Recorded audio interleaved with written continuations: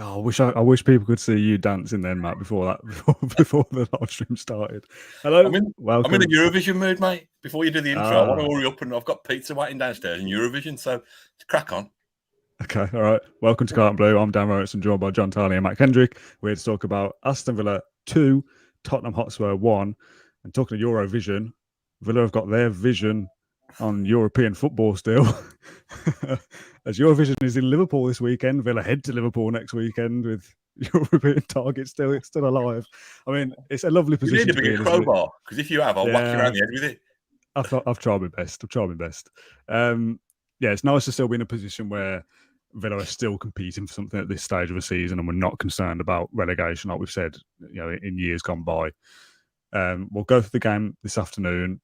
Another great day at Villa Park. 6 in a row now at home.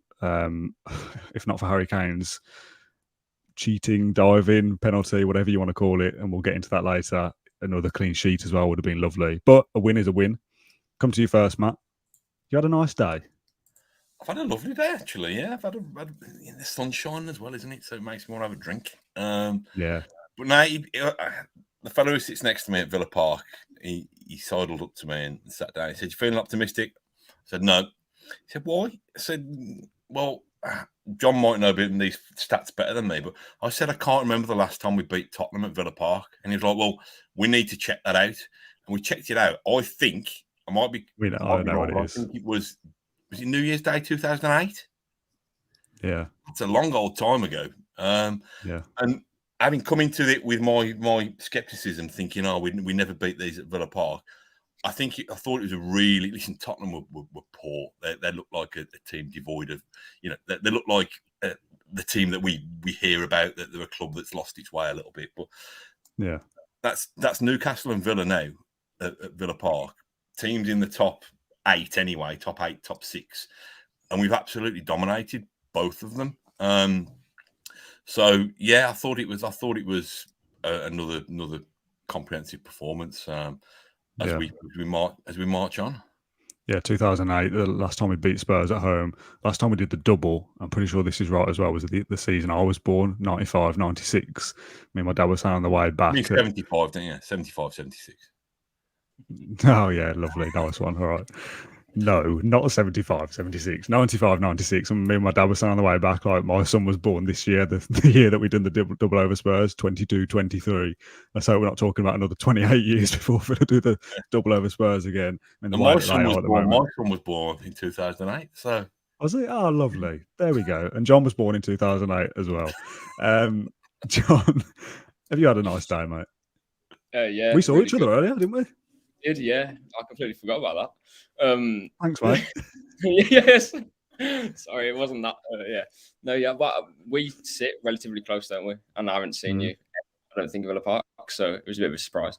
Yeah, really good day. 6 wins in a row at home now. Back on level points with Spurs, 2 games remaining. Although European football isn't in our hands, like literally, I kind of feel like it is in a way, because as we'll get on to, like, Brighton have got some really difficult games. I think we could probably still finish above Spurs, even though we are playing Liverpool away next, which is difficult. But yeah, today, to be honest, I always thought we were going to win in a weird way. Like, I never have too much confidence coming into Villa games, but this was always a game where I thought we'd win, and I thought we'd start well, which we did. I think it was like the 8th minute that we scored a goal, I think. It was just about getting that second goal, which has been the case in a few of our games, but more often than not, we've done it. And today we did it as well. We never looked really under pressure, or we were always in control of the game, which is sort of the key element of what Emery wants to do. And to be honest, Tottenham looked like a team who were never going to have control in the game. I know, weirdly, they finished with more possession than us, but I think that was just because we were trying to soak it up in the last half an hour, which we did well, because obviously we got the second goal. But yeah, I think they had like Ollie, Skip and Højbjerg in midfield, compared to we had like McGinn, Luiz. We were so sort of rampant over them and dominant with the ball, and we used it so well too. So yeah, really good afternoon. It's a shame in a way that it was not that we're asking for too much, but only 2-1. I think that almost flattered Spurs in a way. I think we could have gone 2 or 3 up first half if we made a few more chances and obviously took them. But 3 points was all that mattered, and we got it. So yeah, all good. bit of a left field question, something that we don't normally do. You see a lot of like combined 11s these days as like a talking point, and maybe it's something we could maybe do going forward next season. Maybe we'll kind of look at both sides in a little bit more detail. And this is a very kind of easy analysis, and maybe if I did a bit more research, I would change my answer here. But genuinely, I'd only take Kane and Son from Spurs at Villa. I wouldn't swap any of the other players for ours. Is that fair? I think it is. That the whole defence, I think, is shocking. Tottenham, genuinely shocking. Romero, I thought, was a good player until today. Oh, until a few months ago, actually. But we were speaking off air He's a about good player, but he's erratic. He's poor. Like both goals we scored, you were saying earlier, who took out Watkins off air. It was Romero. I don't know how I forgot. Yeah. That opened up the space for us to score. And if I'm not mistaken, he was the one who gave away the free kick. So, yeah, a really poor back line Tottenham have. And the midfielders, to say the two. I think Højbjerg's a good player. But now you need to partner him with someone who's like a Bentancur, which, to be fair, they didn't have today. But yeah, I'm probably with you on that. And I mean, Son, I don't think was brilliant today. He was caught offside every 5 minutes, wasn't he? So yeah, I mean, again, I'll bring you in a second, Matt. I've got a real kind of dislike for Spurs. I don't know where this comes from, really. There's a lot of things I don't like about them, and I know there was a point when, again, going back to 2008, I guess, when it's us and Spurs are kind of in and around the top six, trying to break into the top four, and it's eventually Spurs that do it. Obviously, we all know what happens to Villa. O'Neill leaves and we go on this massive downward spiral. We end up getting relegated. Spurs get to a Champions League final. I think they do that in the year that we get promoted, or the year after, or the year before, sorry, when we lose. No, I think it's the year we lost to Fulham. Liverpool were in it, weren't they? And then the following year, Liverpool were in it again, and we were in the playoff final again. So it was the second season. So the year we came up, Spurs were in a Champions League final. Since we've been in the Premier League the last couple of years, I think we've overtaken Spurs now. And I think again, predicting ahead next season, I think Villa will finish above Spurs, possibly this season, most definitely next season. If it wasn't for Kane and Son and this big shiny stadium, they'd be 12th or 13th. Their big London games would be Crystal Palace and Fulham, not Arsenal and Chelsea. Spurs are a poor club. I just don't like them. You're just trying to trigger a new fan base to get us more viewers. I'm all for that. I just don't like them. Like, I think the thing with Spurs is they act. They're not the badge either. I think it's almost like Spurs. Yeah, it's almost like Spurs and the London media have colluded to install Spurs as this big club without them ever, or certainly in modern times, delivering on that. Basically, listen, they've been to more. They've flirted with it closer than we have in the last 10 or 15 years. But for the meltdown to be as severe as it should be, Spurs are probably on par with where they should be at the moment. Kind of where on the table, they sixth and seventh between us is at the moment. Yeah. So I think it's just this building it up into. Listen, we know they're a club in crisis. We know they're not doing well, and they know they've flirted with the top four several times, but they're not all that. To be honest, I think my personal. I don't turn this into a Spurs hating podcast. Do it. Let's have it. We got enough Villa loving to do. My personal thing is probably a little bit of bitterness from when we did have those fine lines, when obviously Man City were able to flex their financial muscles and beat us to the punch in 2009, 2010, that time. But Spurs kind of crept up above us as well, and that was kind of neck and neck.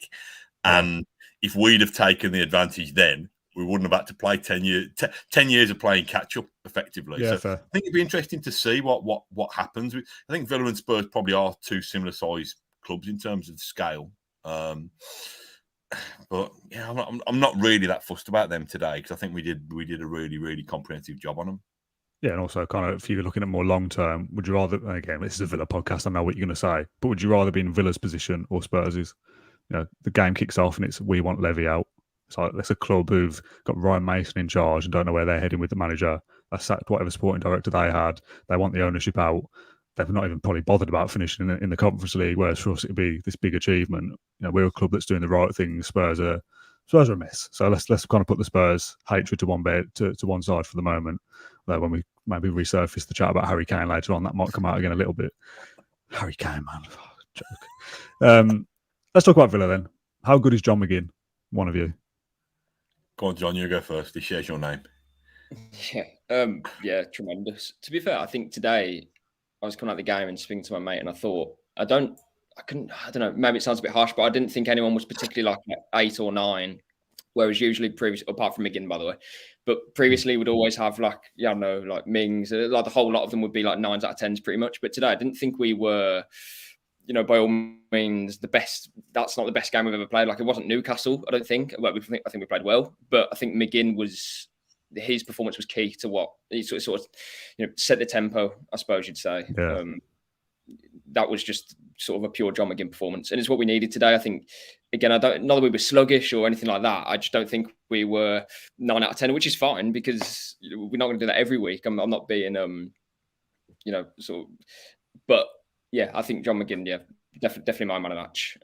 Top performance again, and that's what you need in the final sort of knockings of the season. You need some players to step up, and again, we're not going to have every player playing at 9s out of 10s every week, but John McGinn seems to still be doing that. So yeah, full credit to him. And he was playing in a different role again today in terms of that deeper position. I know he's been playing in that quite recently, but obviously when Emery first came in, he was playing more advanced. Now I know he switched in the second half late on, but yeah, he's showing that he can do it in different positions, and he's sort of indispensable, isn't he, in the team? So whoever we sign in the summer, you almost think, well, John McGinn isn't going anywhere in that starting 11, and rightly so, because he just sets the tempo, as I say. So yeah, really good performance from him again. It's mad, isn't it, really? The video that you made at Hockley Social Club, I don't know whenever that was, and we were sat on that sofa, and it was kind of like the players who were on the cusp of maybe leaving that, and now the first names on the team sheet. I said in that video that Tyrone Mings probably exemplifies that more than anybody, but it's possibly John McGinn, to be honest. What had happened to his game under Steven Gerrard was a travesty, really, in hindsight of what we've seen from John McGinn over the last 3 or 4 months. Captain under pressure, played out of position, really kind of struggling, to now being a man of the match performance in a big win at Villa Park against Spurs. Matt, have you ever seen a footballer use their bum as well as John McGinn does? Well, I have, but I don't want to talk about that on air. No, we don't. The thing about McGinn, and I will take your specific point about his bum in a minute, but the thing about McGinn, it's a credit to him that he can do a very good job in those wide areas. But to me, seeing him in that engine room when he's like that, when he's like this kind of whirling dervish and he's got that kind of energy, I think it's brilliant. And I actually think that today, listen, Tottenham. We've spoken about Tottenham, and I don't think they particularly pressed us well. I think we were able to manoeuvre the ball out of defence and move it up the pitch more quickly than we've done in previous home matches for me. But McGinn, because he'll take it in tight areas and he'll drop his shoulder, and I think he's kind of bodied or sidestepped Harry Kane on pretty much the edge of his own box, and Kane's kind of surprised the ref didn't give a penalty for it, to be honest, because Kane's fallen, but then he opens up. But not only can he do that, he can manoeuvre the ball to get it into space. His decisions are normally pretty good, to be honest. Listen, he's going to give the ball away occasionally, but the choices he makes on the ball to get Villa moving are normally very good. So I thought he was by far and away Villa's man of the match today. And the fact of the matter is, he is able to body players who are probably, a foot taller than him. The Dan Burn one against Newcastle is the biggest example, isn't it? Yeah, there's a massive size difference. And he backs himself, whether it's the Scottish thing in him or what, but he's, so we know he can use his backside to good effect, but there's a lot more to John McGinn than that. I like him in that area. I think that probably tells more about what we're lacking. When we have to move him out wide, that probably tells more about what we're lacking in those areas. I would put him in the middle of the park because I think he's key to the way that Emery wants to play. Yeah, I agree. And you kind of look at that midfield of McGinn and Luiz as the two and think, where does Boubacar Kamara get back into that? Who is, if we were saying that at the start of the season, he was the outstanding candidate in midfield, and you now wonder where he gets back into it. And probably kind of my question to you about his bum is it kind of in jest, really. I'm kind of doing him a disservice as a footballer to just say, he's good at moving players around and putting his backside in the way. He's a very good footballer as well, which probably goes under the radar a little bit. But like you said, John, setting the tone with kind of work rate and energy. Yeah, comment there from Adam. I was about to say, is it the best 2.5 million Villa have ever spent? Like pound for pound signing, John McGinn has got to be up there as one of the best signings we've made in my lifetime, at least. Anyway, of Premier League era, maybe. I mean, Matt, you might be able to advise differently, but for the price we paid as effectively coming in as a championship midfielder, so now be doing what he's doing under Emery in the Premier League, there might have been questions about, is McGinn good enough to make the step up to be a bottom half Premier League player? Excuse the pun. But to be doing it for a side that's chasing Europe, that's that very good. On, then? Yeah, it's a bump on. Yeah, sorry. He's golden, isn't he? To be honest, and I've always liked that Steve Bruce fella who signed him. Got a lot of time for him. I think footballers. I think we probably wrote him off on this podcast. Amongst we thought he was a spent force, and to me, it just shows. I like people who can come through adversity, and then actually, I think he's got even better as a result of it, and whether that's Emery's coaching, whether the system has opened things up for him. So yeah, I can't put me on the spot if in terms of bargains. I'm sure Villa have signed lots of bargains down the years, but I don't know. We've fallen into the trap of this before. How much would he be worth now? I don't know. 50 million quid? I don't know. I don't know whether I'll go that far. When we start talking him up is the time that his form dips again. So let's just say he's a pretty good £2.5 million midfielder. Yeah. Is there anything you want to add on that, John, before we move on? I think he is probably worth 50 million quid. I just think it's a bit unconventional how he does it. But ultimately, what Premier League midfielder wants to play against John McGinn? Probably none of them. I think Mateo Kovacic for Chelsea said that he's the hardest opponent he's played against, and you can see it today. Like Harry Kane, as you say, like face planted just because he turned his bum. Like it's so unconventional, but it gets the job done, doesn't it? So yeah, in terms of the biggest sort of bargain Villa have had, 2.5 million, as we all know, would have been a lot more money 40 years ago, should we say? But in terms of when did we sign him? 2018, I think, summer of 2018. That for that money. Yeah, it has to be. If not, it probably is the biggest bargain that we've had. I know we've signed players on free transfers, but then you're paying them a bigger wage, aren't you? Or there's a sort of, a signing on fee or whatever it may be. But sign John McGinn in the Championship, yeah, has to be. I mean, when he first joined, he was a Premier League player there already. For me, it was just he had that injury in the first couple of months of the Premier League season when we got promoted against Southampton, I think, and then sort of rushed the lockdown period. Then he was playing deeper and he didn't tracking right backs and stuff under Steven Gerrard. But now he can finally be that sort of swashbuckling player that we all know he can be. And yeah, he's potentially player of the season, would you say? I mean, that's probably one for another video. But I think there's a few candidates, but he's certainly up there. And if he's the one that drags us into Europe, that's like another huge tick in his box for that. Surely. He'd certainly be a contender. I don't think he'd be my pick, but like you said, I think that's probably a topic for another video, to be honest. I think Adam Wright, just giving a shout to David Platt, obviously would have been one who arrived at a time when Villa were second tier and played a part in getting us back up there. Different kind of player, obviously, but yeah, it's a good shout. I don't know about McGinn for player of the year, to be honest. I think he missed a big chunk of the season in terms of either his form dipping or just not been in the team for a while. I think you've probably got shouts above him. Perhaps Mings and Watkins at either end of the pitch. But definitely, the way he's come into his own in the last couple of months is a credit to him. I mean, even the bloke alongside him, Douglas Luiz, would probably be a lot of people's picks for player of the season. Again, a very, very good footballer, and one that we kind of go around in circles here and mention the same things we've spoken about before. He's probably someone that we've written off on this podcast, maybe not this season, but kind of doubted his ability to maybe step up to a side that wants to be chasing for Europe. And I know for a fact other Villa fans would have questioned Douglas Luiz over the years as well. He looks undroppable now and a massive part of Emery's side going forward.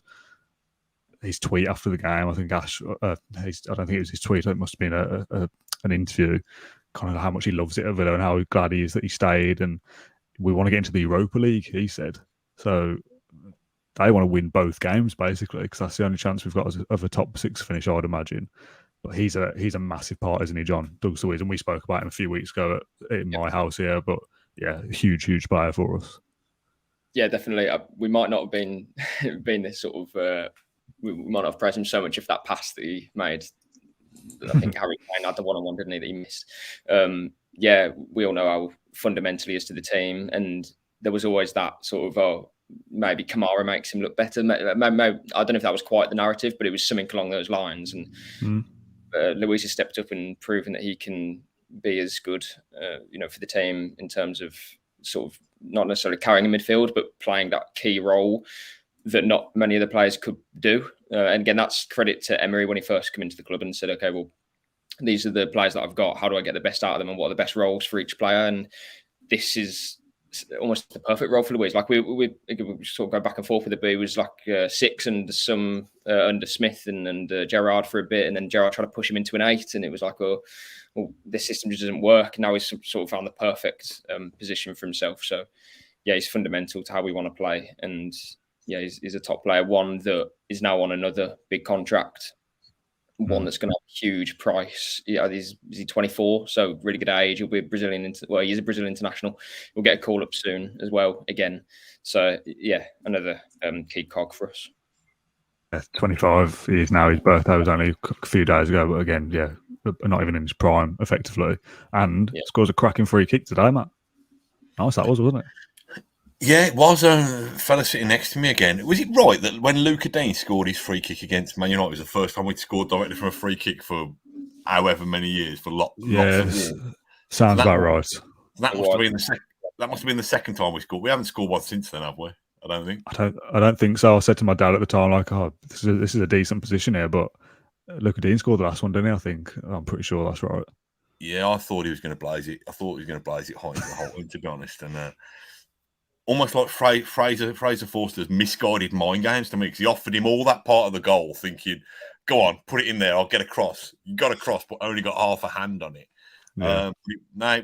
It was a great strike, and it came at just the right time. I thought we got a little bit sloppy. Middle of the second half, I thought, you just talked about, haven't you, about the chance that we gifted to Harry Kane.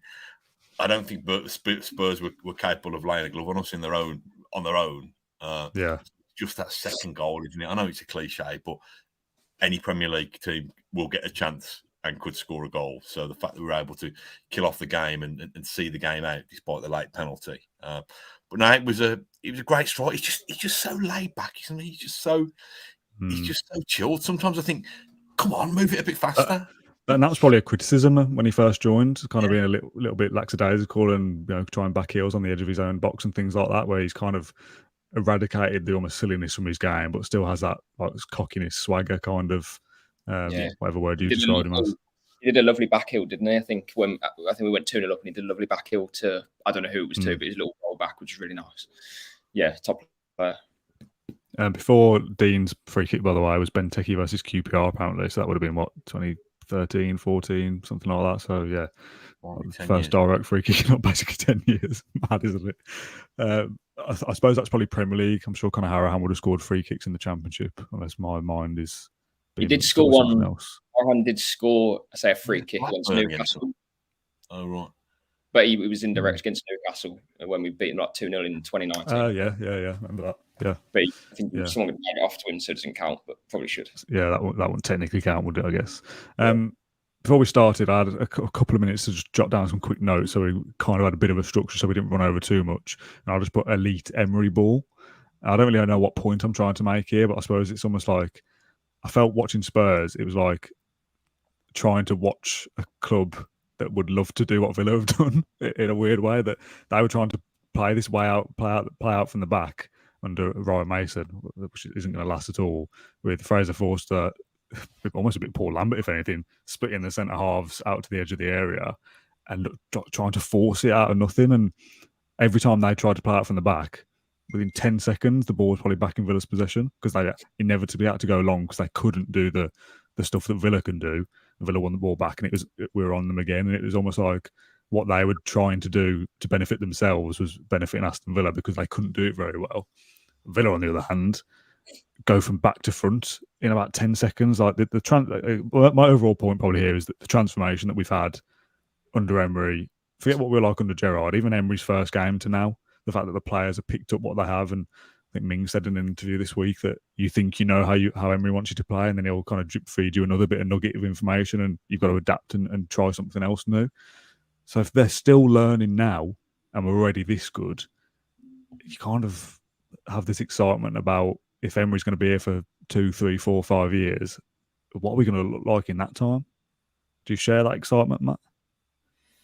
Yeah, it's been a remarkable transformation, and those footballers were all good footballers before Emery came in. But what he's done, he's just got them organised. He's got them system. I think one of his biggest successes, and we've mentioned this on the podcast before, I was chatting this to my mate on the way back today, about the thing about atmosphere. I thought at times the atmosphere, the noise was really loud today.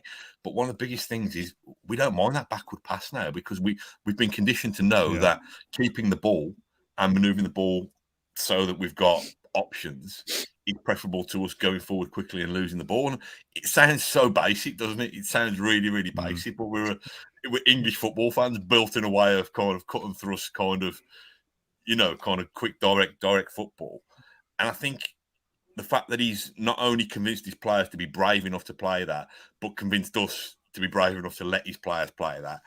And this is only 6 months' work, 6 or 7 months' work. And we've said before so many times that what a coach who can actually coach, rather than automatically thinking I'm a checkbook manager. And listen, I'm sure the checkbook will be open, and I'm sure we'll recruit better players to improve the squad further.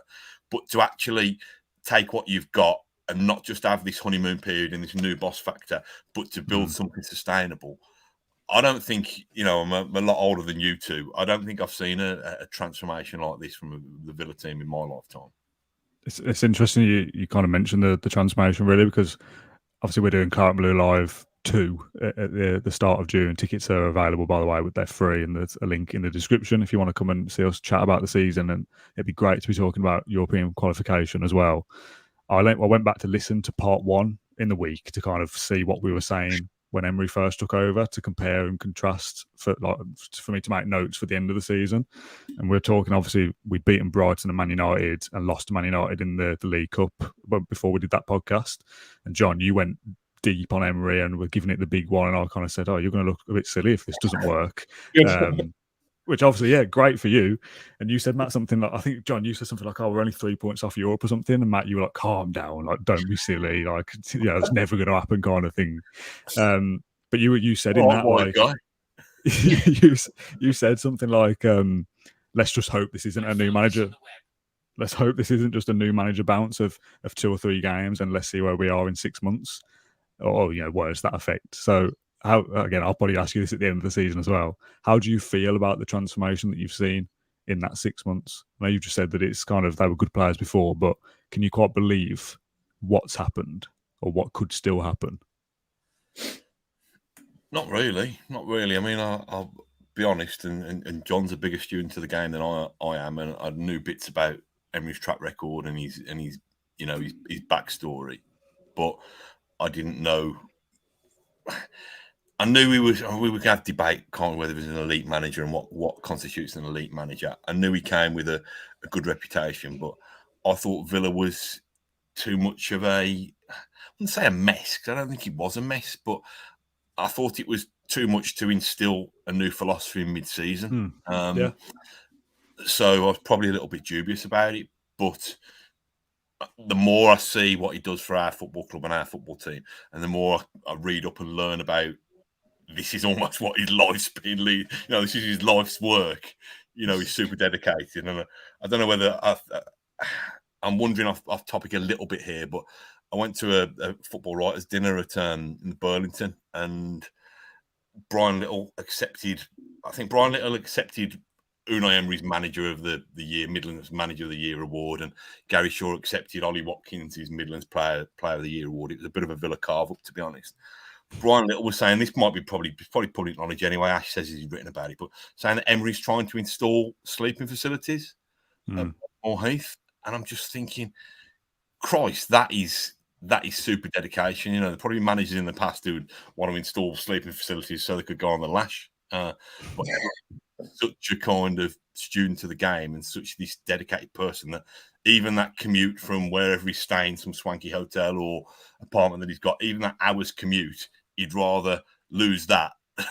I'm not saying he can sleep in Bodymore every single day, but he'd rather lose that so he can get that extra advantage and that extra edge. And to have a manager with that dedication and almost the kind of the thinking power to back it up, I think we've struck lucky. I really do. Yeah, we're going to be talking about things here now. We're at the end of the season that we talk about at the end of season show that we do, but I firmly believe, and I know, Matt, you say every single year when we do our previews, we're going to win the FA Cup this year, because if you say it every year and we win it, it's going to look good for you. I genuinely believe if Emery's here for the next 5 years, we'll have won a trophy in that time, at least one. Because there's, like we've said before, John, and again, we are getting carried away here, but there's no way that you don't see success under Emery just because of the way he is. Like, this is such a minor point, and I'm probably going to sound mental for even suggesting this. But at 1-1, was it 1-1? No, obviously it was 1-0 before we scored and we brought Kamara and Duran on at the same time. I was watching Emery for just a split second and we were a bit under pressure, weren't we? A little bit. And not that Spurs were on the verge of scoring, but it kind of felt like if we don't get the second here, we could be in for a tricky half an hour or whatever was left at that point. Yeah, about half an hour. Emery shouted down for Duran and Kamara to get ready, Kamara. And he had like this look in his eye. Again, I'm not like as close as I am to my screen here, but I don't know, from here to the end of my garden or whatever. Like, it's not far. It's close enough to see facial expressions and stuff. I've not seen it from the whole end. He had this like look in his eye of like, I don't know, like it's like an absolute loser here, but like the eye of the tiger from Rocky. Like, I'm about to make a change here to win this game. Is how it was like the vibe. Like, he was deadly serious. Like, he wasn't bothered for that split second about what was happening on the pitch. It was like, now I'm making these subs. I'm like an elite level, I'm a winner kind of mentality. He had like this dark expression on his face I've not seen before. And that sounds absolutely mental and probably won't resonate with anybody. But do you know what I mean? Like, I'm trying. Like, I've got this point in my head that I'm trying to get out and I can't. But he's just like, it's marginal gains, isn't it? It's these minor moments. Like, when am I going to make this sub? Like, it's got to be before that set piece or after that corner or whatever. Like, it's got to be that specific point, and it's this positional tweak or whatnot. Like, you just trust him to do whatever, because whatever he says is going to be right. I can see the Rocky montage now with Emery's face, and he's kind of like punching against kind of carcasses in abattoir, and carrying logs and stuff like that. It might be good. Mind you, didn't I share a picture? I think I shared a picture of him as a young man, as a young player, on Twitter a couple of months ago, and he looks like he's got a bit of the Balbo about him, hasn't he? Yeah, he's definitely. Yeah, I mean, Netflix, keep your hands off this, because we're going for this. We're going to get the kind of Unai Emery as Rocky, as Planet Blue exclusive. Just need to crowdfund it. Yeah, I can't kind of like quantify what I mean by that point, but it's just something about him. You trust whatever he's going to do is going to be of benefit to Aston Villa. So give him that trust, and success will come. Basically, I think he's the exception to the rule that nice guys can't win. To be honest, because he's a real gentleman, but like you say, he's got that steely determination behind it. There's a great comment here which is going to tie in with two non-football related points I wanted to mention briefly. He had the look of a boxer going for the knockout punch. Is a great description of kind of that mentality. Like, I've got to do something here to see this over the line. Yeah. Let's go to the pre-match atmosphere very quickly. There's two things here. Funny. It's good and a bad, actually, for me. The like pre-match montage you mentioned there, like a Rocky montage. That Villa did like a video on the big screen. I don't know whether you were in for that point of like where Villa were when Emery took over. A few interviews with him, and then match highlights, and then it had like a little graph of where Villa were on the table and stuff. That was great. That was a really good video. The other part that was strange, but like we've spoken before about the atmosphere and like Villa trying to do different things and the light show and all that kind of stuff. The team announcements was was like boxing. It was like our World Cup winner, number 1, Emi Martinez. He's here, he's there, he's everywhere. Tyrone Mings. I love Russ, who does the announcing, but I thought, go on, drop the F word. Go on, say it. Well, that'd be a real different way of kind of ramping up the crowd if you start. And each player had their own, like, he's one of our own, number 41, Jacob Ramsey. And it's like, bingo, I get it. Like, I get trying something different, and the graphics on the screen were different and whatnot. But again, like the boxer analogy that we've mentioned a couple of times there, it felt like a boxer. Like, they've got to have like a middle name between Tyrone and Mings. He's got to have something. But yeah, trying different things, we have to kind of appreciate that. What we will mention, because that was a bit of a nonsense point, the Project B6 stuff, that was good, wasn't it? The flags and the streamers and stuff, that looked really good. Yeah, looked really good. It's something that I think is sort of long overdue. You look like when Sky are at St James's, and I think it's war flags that they have as their version of Project B6, and there's flags everywhere, and it's a really good atmosphere, and that's something that I think we could have had years ago. And I know Project B6 have done some really good work, and I've spoken to one of the organisers in the past few years about the good work that they do. So yeah, it was really nice to see it all sort of come together in the whole. And I thought the streamers were really good as well. Made it look really good. Obviously, the noise was brilliant too. Yeah, really good. Anything to add on that, Matt? I wasn't really looking, you know. Were you not? No, I arrived a little bit later, so I was catching up with me dad. So Fair enough. Just chatting about how my dad was. He's doing fine, thanks. Were you there for Pros Where It Lies before we get the nonsense stuff about the way and back to football? Yeah, I mean, we need our own Pros Where It Lies section, don't we? But I'm always delighted when it's that, rather than kicking the ball into the top of the whole 10 net or whatever.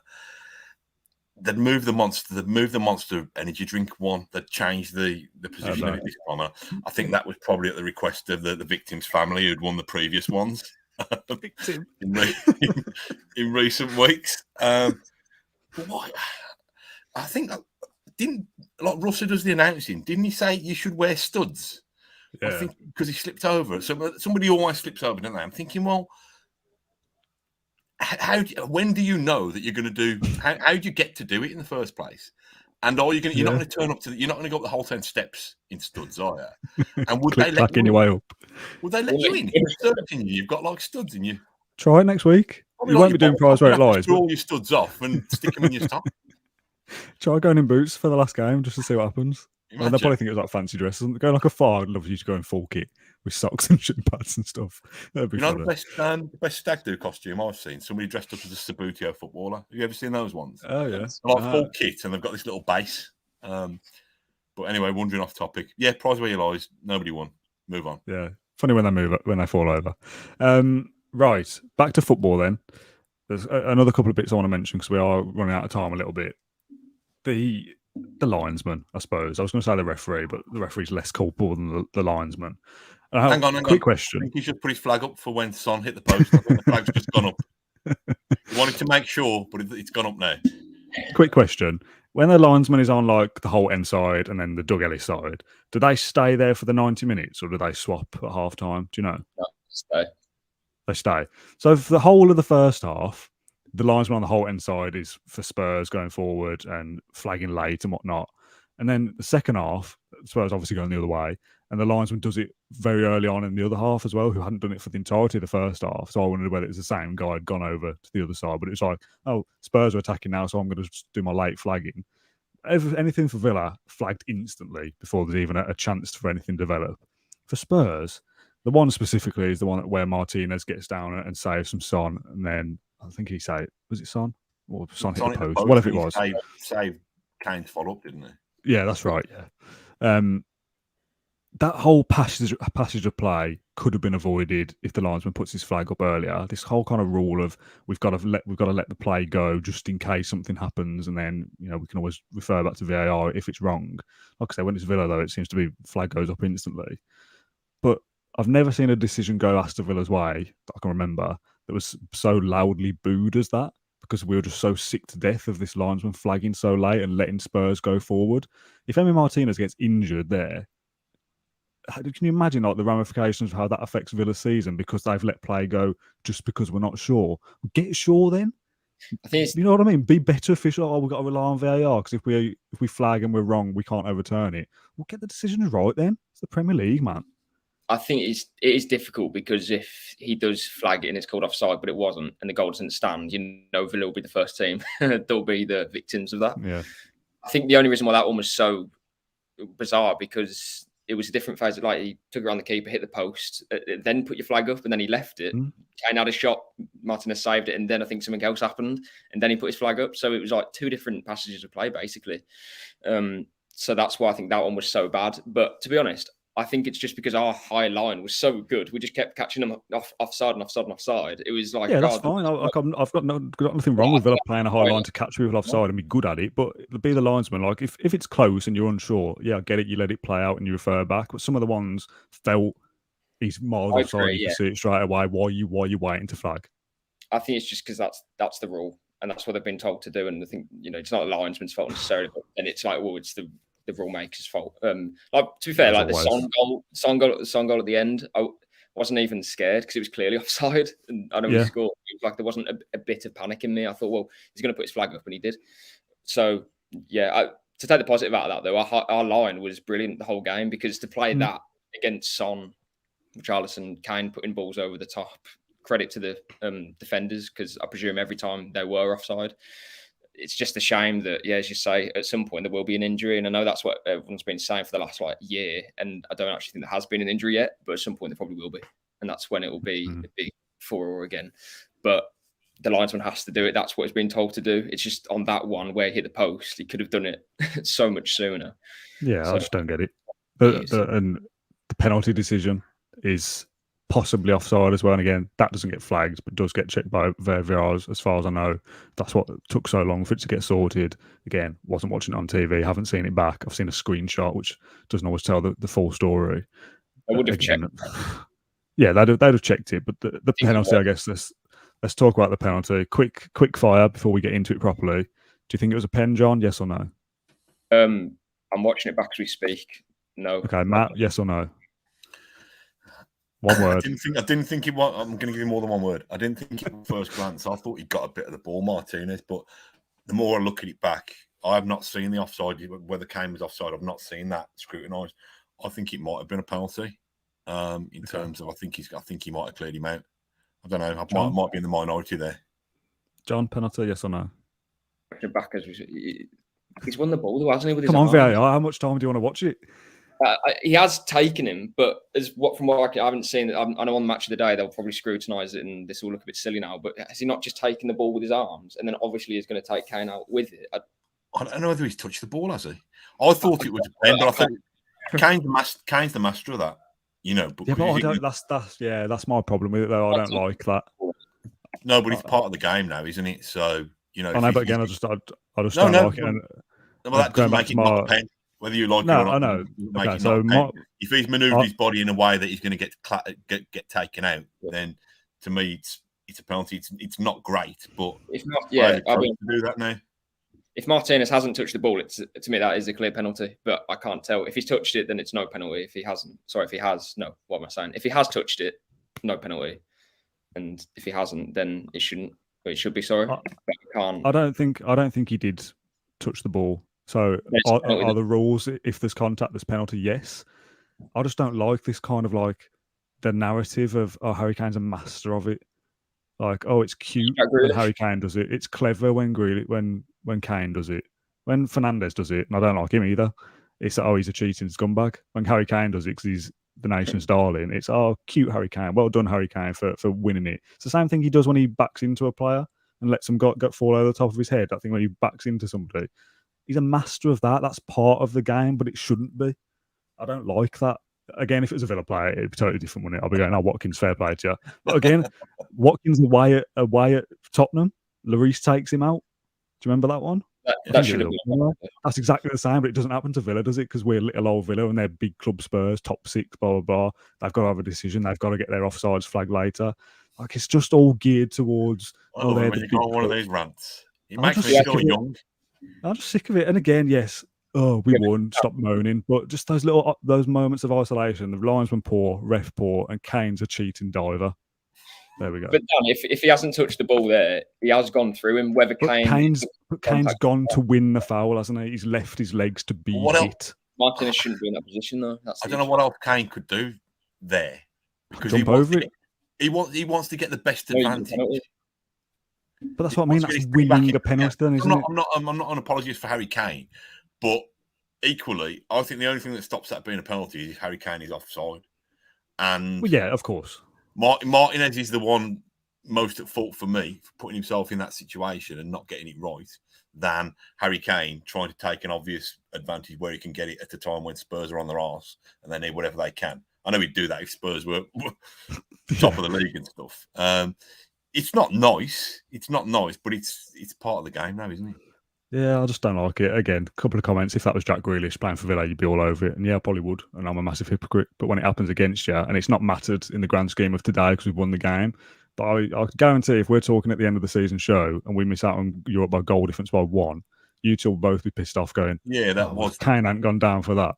Yeah, that was a killer. The fact that we're so close neck and neck with them, and that goal is effectively could be the difference. 2 goals for them, isn't it? One more for them, scored for them, 1 more conceded for us. So.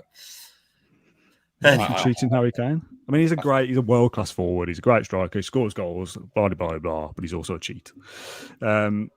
Anyway. Call him a cheat from that. Honestly, I don't like that. He's playing for the penalty, isn't he? He's training legs. No, but what's the alternative then? We'll just let Harry Kane run through on goal. Like, the ball is going nowhere, really. I mean, if anything, Martinez maybe should back out and leave it, but he's going to go to try and win the ball. I think Harry Kane can jump over Martinez, is what I'm saying. And what would be in it for him? Exactly. It's gamesmanship and pride and integrity. Oh, mate. Like I said, when we did the season ticket video, I like to live in a nice world where nice things happen to nice people, but they don't. I just don't like it. If the referees are going to look at those, if the referees are going to look at them and say, "Oh, we're going to judge it on whether the player's left a leg in and bought a foul or whatever," then okay, fair enough. But they won't. That'll be a penalty 10 times out of 10. I think if Martinez hasn't touched it, which I don't think he has. Also, the second side of it, the VAR check. Again, we're all in the stadium, so it's very different for us. That seemed to last forever. Yeah, again, we've talked about it a million times. If it's clear and obvious that the referee's made a mistake, it should be clear and obvious in a couple of replays and 20 seconds. And we go, "Oh, that was wrong. Change it." It's then got to be pulled over to the screen, which means he's going to be told to change his mind anyway. Like, are we ever going to get a referee have the balls to stand by his on-pitch decision and say, "Oh, actually, no, I still don't think it was right"? They get called over to the screen. They're going to overturn it. So that whole facade of even going to look at it is a waste of everyone's time. You hungry, Dan? You hungry tonight? It's just, again, I know I'm going to get stick from people going, "Oh, we've won," and he's still moaning. But there's things that have happened that are very frustrating in that game. And if it's costing us Europe, I swear you two will be on my side in a couple of weeks' time. Yeah, but that's a penalty. I think the rules should be changed then. Yeah, the VAR check was long. I presume half of it was them checking as Martinez touched it, and then the other half is the offside, which I've seen a screenshot of it. But I think if you add the lines, it'll probably just show that he's onside, I presume. Okay, let's end with a positive then. The European picture is still on. Like you said, John, at the start, it's kind of in our hands, even though it isn't. We've got a better Spurs' results, haven't we, basically? I think it's Brighton. You reckon Brighton? I think Brighton's we're more likely to catch them. We're ahead of them, but I'm not sure if we will finish above Spurs because let's just say we're going to beat Brighton on the last day, because if we're going to get Europe, that has to happen. So, and this is the better Spurs' result. Spurs would then have to. I mean, I don't think we'll get anything at Liverpool, just a personal opinion. So if you add 3 points to us, and then if they beat Brentford, but basically, I don't see us finishing with more points than Tottenham. And if it's level, obviously, they're going to have more goal difference. So I actually think it's Brighton that are more likely that we catch. And I think it's doable because they'll beat Southampton. Even with the games in hand? Yeah, but the games in hand are Arsenal away, Newcastle away on Thursday night, which is a trip. And then Man City at home. If they don't get more than 1 point out of that and beat Southampton, it'll go down to the last day. We beat Brighton. That's us in 7th. So I think that's more likely than us finishing above Spurs. Because I can't see Brighton getting more than 1 point from those three, the Newcastle, City and Arsenal. If they do, then fair enough, but I don't think they will. They'll beat Southampton at home, and that's 4 points. Add that to what they have now. If we don't get anything at Liverpool on the final day, we'll pick them by a point. I think that's the most likely situation rather than Spurs losing to Brentford, then drawing against Leeds or something. I think maybe they'll draw against Brentford, but I don't think we'll have more points than Tottenham come the end of the season. Maybe we do. And if we do, I think we'll finish in 6th, not 7th, because I think we'll finish with Brighton anyway. So maybe that's a bit too positive. But how do you assess that running, Matt? I'm coming at this from a really different perspective to most Villa fans, because if Villa make Europe, I've got to learn to ride a unicycle in the summer. So that's my kind of metaphorical safety net. I think I need a proper physical safety net. Probably in a very cliched, let's just play our final couple of games and see where it takes it, really. I haven't got the mathematical capabilities to worry about too many permutations. I think I don't agree with John that we necessarily lose at Anfield. I think we can go there and be strong, and I'm not saying we can win, but I think we can be strong enough to go and get a point there. I wonder if they might start to feel the pressure a little bit, being as their top 4 push suddenly starts to look like it could be realistic, and whether they buckle a little bit. So I think we could get a point there, and I don't know. Who do Spurs finish up with? They've got Brentford and who? Leeds away. I don't think any of those are gimmies for the Spurs team that we saw today. I think they're a shambles at the moment. So I'm not necessarily thinking they're going to take maximum points from the last two games. I know it sounds a little bit kind of lame, but the fact that we've got 2 games left and this is still a potential prospect is brilliant. I would love us to be fighting for something even higher up the table, but for us to go into the last game of the season fighting for something other than trying to stay in the Premier League is brilliant. So, like I say, it does sound a little bit lame, but I'm just excited about the running for the first time. Yeah, probably since we nailed a playoff place. It's a great position to be in, isn't it? At this stage of the season, in a positive mindset, rather than looking over our shoulder, thinking, "Oh, Christ, Forest picked up a point at Chelsea today. What does that mean for us?" Like, ultimately, nothing. Who cares? Good for Forest. I'll end with how I see it. Cause I think John will probably do another. We did like a predictions, didn't we, for the final 6 games or something? We'll probably do that again now for the final 2 games and see if our thoughts have changed. Yep. I feel like, and I'm not saying this is going to happen because I don't think it will. It's a possibility that Villa could get maximum points. I know that sounds mental because it's Anfield away and Brighton at home, and they're both 2 very good teams. But we're now in a position where, and again, I'm not saying this is going to happen, John, because I know you're laughing. No, we're in a position where I feel like we can beat anyone. Like if Emery sits down the players and said, right, if you win these last 2 games, you get Europe. Well, that feels like that could happen. And that's been a long time coming. That even 12 months ago, you'd have gone, Anfield away, no points. Forget it, write it off. Whereas under Emery, yes, that might be the case. We might go there and lose. They could beat us 3-0 and push themselves towards the top 4 even further. Yeah. But it's possible that Villa go there and get at them and play a certain style of football and get something. And that's all I'm happy with at this stage. Whether we can go there and do it or not, the fact that we could, that's a Villa I want to be supporting, a team that can go anywhere and feasibly pick up points. Yeah, definitely. I think winning at Anfield will be tough, but I'm with you. Of course. On a day, we could beat anyone, potentially, apart from Man City away. So, yeah, that's a really positive position to be in. But again, we are looking ever so slightly at other results, like Brighton. If they were to beat Newcastle, that's a bit of a bummer because then they got slamped and obviously played us on the last day. But it's just that's why I feel like it's in our hands in a way because Brighton's games are so difficult and Tottenham are, as Matt said, a very poor team. So if we can just do our thing, we'll probably get Europe. And 7th, 6th, whatever. If we're in Europe, we're in Europe. And yeah, it's just a shame that it has to be Liverpool away next. If it was Palace away or something, you'd be looking at it and thinking like, wow, 2 games, winning both, we're there. So, but it's still a really good position to be in. I think Brighton at home last game, that's the one. If you win that, there's every chance that we'll get there because, as I say, the team Spurs are and the games Brighton have got. So, yeah, today was just huge, massive game, and just so glad that we got through it. Yeah, it keeps us alive, doesn't it, for another week, basically? Yeah, I mean, and more, yeah. Before we go, can I ask some advice off you guys and off the listeners and viewers? Go on. It's a very middle of May, spring has sprung query that I've got, but how do you catch a spider on a curtain? How do you catch a spider on it? Is this a punchline for a terrible joke? No. Or is this a genuine fear? I'll tell you a bit of context and I'll wrap it up quickly, but I'm the spider catcher inside our house because we're all a little bit kind of, squeamish or whatever. Standard thing, spider on a wall, pint glass, a little bit of cardboard, trap him, get him, slide the cardboard in, drop him out the window or take him to the front door or whatever. But on a curtain, you haven't got a firm platform, have you? So what happened the other night, my daughter comes down, oh, Dad, there's a big spider in my room. Where is it? It's on the curtain. I'm like, oh. We've done this before, haven't we? We've had this game before. Try to get him. Escapes me because I haven't got anywhere to pin him. Don't know where he ends up in my daughter's room. She needs to tidy the thing anyway. Don't know where he ends up. So she slept downstairs for the last couple of days. And sorry, mate, I know you're busy. She slept downstairs. But listen, 2 questions. How do you catch a spider on a curtain? Number 1, in a humane way. And number 2, should I? Because she won't go back in her room until she's seen evidence this spider is caught. Now, I'm not going to find him because all of her clothes and all of her stuff's all over the floor. Do I con my own daughter by getting another spider, sticking him in the glass and saying I've got him? Or is the danger that he escapes in there, they all start breeding? Am I overthinking it?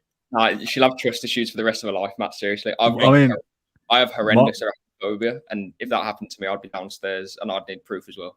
Seriously. My question there is, where do you get another spider from? You're just going, I'll get another spider from somewhere. Where? I don't think they're quite an endangered species, are they? Spiders? No, but you're just like, I'll just go and get myself. What, have you got multiple spiders in the house at any one time? I'll go and get one from the bathroom instead. Oh, I think that's a bizarre series of events to go and find another spider. I don't know. I mean, you'll keep mentioning a humane way. People in the comments saying just find a Hoover and suck it off the curtain next time. I'm not going to suck it off. No way. Right. If you want more top quality Aston Villa content, come to Claret and Blue Live on June the 1st. Tickets are available in the description below for our end of season review, plus other nonsense, very clearly. We'll be raising money for charity as always. I think we're doing 50% between Acorns and Cure Leukemia. We're doing an end of season review, a Q&A with those that are coming along, and we'll crown our player awards, player of the season, goal of the season, those kind of things. Tickets are free. It's at Hockley Social Club on June the 1st. As I said, the tickets link is in the description below, so come and join us. There's over 200 people coming, so no pressure, Matt, for delivering a quality show with the last 5 minutes of this podcast. My dad's coming, I've told you. Oh, is he? Nice. So I'm gonna have to tone it all down. I think I'm just gonna sit there.